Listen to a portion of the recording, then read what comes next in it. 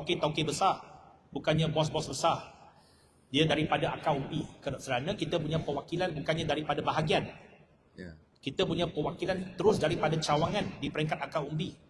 Jadi ada juga perwakilan-perwakilan kita yang mungkin merupakan penjaja, peniaga kecil yang mereka perlu berniaga, dan memang ini satu perkara yang agak common.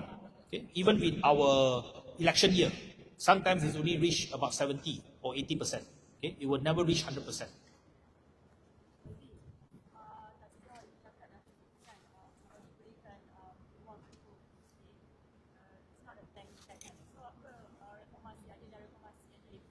Manifesto. Yang pertamanya bukan agenda DAP. Ini yang saya nak perbetulkan ayat-ayat seperti itu. Okay. Kita tahu musuh-musuh politik kita kata kita nak gunakan convention ini ataupun persidangan ini untuk menekan Perdana Menteri dengan agenda DAP.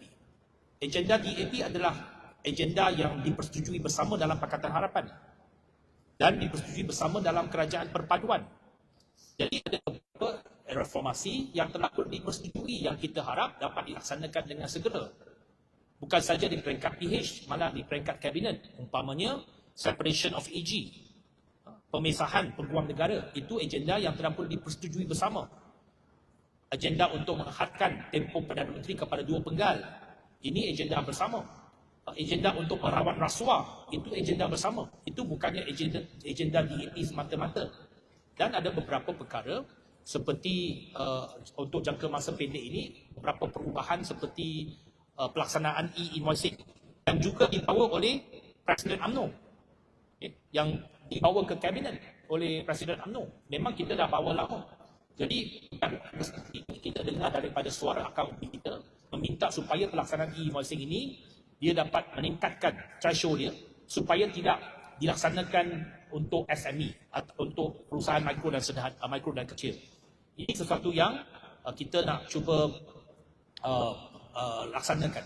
Dan begitu juga ada juga banyak permintaan supaya melihat kembali kepada kota untuk RON95, kota untuk diesel, khususnya untuk Sabah Sarawak. Semua ini adalah perkara-perkara yang mendesak kehidupan rakyat, mendesak kos sara hidup, yang kita harap dapat kita bincangkan dan dapat kita laksanakan secara bersama. Dan saya yakin bahawa Perdana Menteri juga amat memahami sentimen daripada rakyat berkenaan dengan kos sara hidup. Dan beberapa perkara lain yang saya yakin dapat kita perhalusi lagi dan kita dapat laksanakan. Yang saya nak tekankan, apa sahaja pembaharuan ataupun reformasi, dia bukannya agenda DAP semata-mata. Ini adalah agenda bersama yang telah pun dipersetujui, janji-janji yang telah pun dipersetujui melalui manifesto semasa pilihan raya yang lalu. Yes. Ya, itu kita akan rincikan dan kita akan bincangkan dengan Perdana Menteri dan Kabinet lah. Sebab saya lihat Perdana Menteri juga berikan timeline dia. Yesterday, the Prime Minister has given a timeline. He mentioned that on 30th of August, he will have one important announcement just before National Day, followed by Malaysia Day, 16th of September, and then followed by early October in the budget presentation. So I think we have to give some room internally to the Prime Minister. Of course, we cannot discuss everything through the media openly. Okay? We are part of the government, we are part of the cabinet. Definitely, we will bring all our aspirations and the feedback from our grassroots, feedback from our delegates, back to the government through our cabinet channel. And we, of course, we heard them. Today, our debate was open. There are some critical views which we accepted very, very openly. Okay.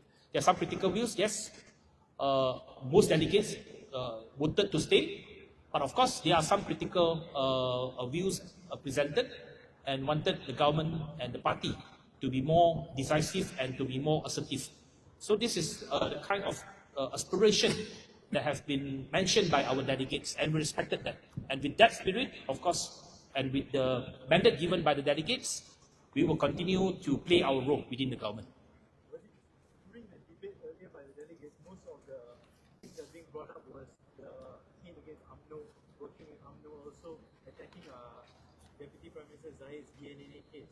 But Prime Minister Anwar Ibrahim just said that he will retain BN in his government despite escalating tensions between both of them. So how does DAP see this? Well, this is something which the Prime Minister has discussed with Pakatan Harapan Leadership Council. Of course, he has his views and consideration that he wanted the government to remain stable, so that is important for any agenda to be implemented too. Because it's something which I think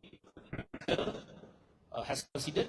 Yes, there are differences between parties in the unity government, in the current Madani government, but we have to keep the government stable to ensure that whatever that we are talking about, whatever that we have been pushing about, can be implemented.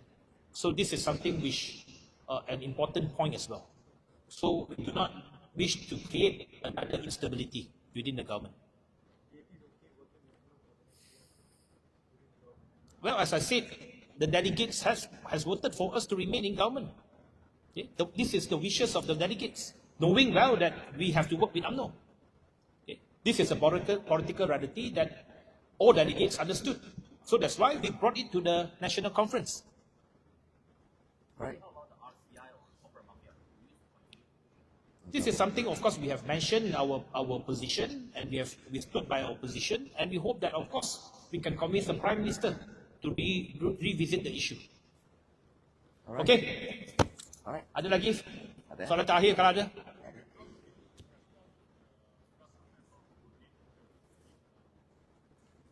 Well, we have to respect democratic process. That's why I brought it through a motion in the national conference, and they voted for it. I respected the 12% who voted against it. You know, that is their view. Of course, that is their something that they believe in, which have no repercussion. I mean, they are free to vote, but as a party, we also have to abide by majority views. So the majority have made a decision, and with a convincing majority, 88%. So 88% of the delegates voted to stay within the government. So I hope those who disagree can also respect the wishes and the views of the majority of the delegates.